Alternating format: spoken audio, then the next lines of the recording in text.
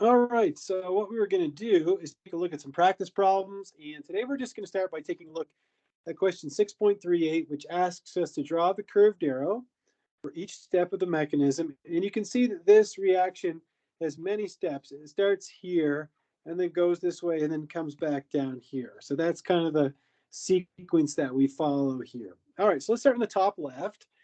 And not only will we draw the arrows, we're going to try to label what they are too in terms of the patterns. So the first one, you can see that you're transferring a proton onto this oxygen over here. And so we're going to start with the tail of the arrow on the lone pair, and then we're going to grab this proton from the hydronium. Of course, we've got to do something with that pair of electrons, so that's going to go back onto the oxygen to reform water. So how would you label this reaction? Would this be a nucleophilic attack, a loss of leaving group? Would it be a proton transfer or a rearrangement? Anybody? Yes, it's a proton transfer. Thanks, Katana. Absolutely. So let's go to the next step.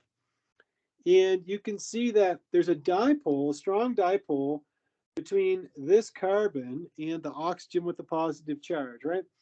That carbon is starving for electrons because of that dipole. And so this carbon would make a good electrophilic center. So this is an electrophile. And we know that water can be a nucleophile. So water could be our nucleophile. And you can see that we're forming a bond between the oxygen on the water and this carbon here, right?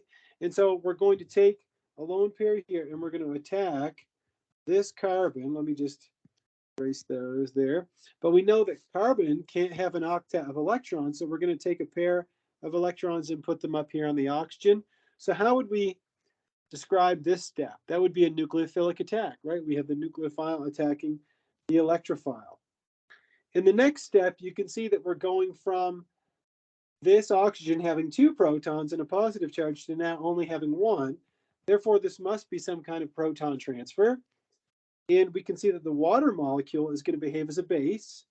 And so it's going to grab the proton from the oxonium, and you're going to put the pair of electrons down here to put a new lone pair over here. All right. What's going on in the next step? So I'm talking about this step here. Could anybody tell me what pattern is going on here?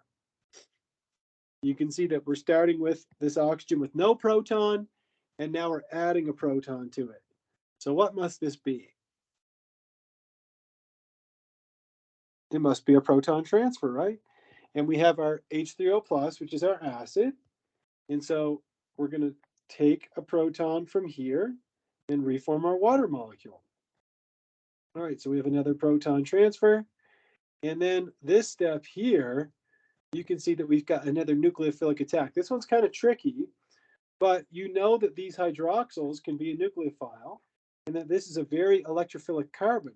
And so if we attack this carbon, just erase that, right, and put the lone pair up here, if we count the atoms very carefully, 1, 2, 3, 4, 5, 6, we should form a six-membered ring. 1, 2, 3, 4, 5, 6, like that.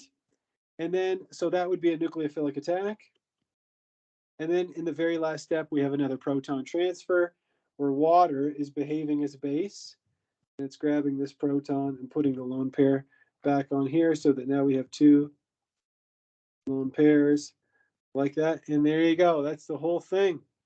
Okay, so that's the whole thing. So what I want you to do before class tomorrow morning is I want you to try 6.37, 6.38, whatever that was, 6.39, 6.47, 6.50, and any other problem in the book.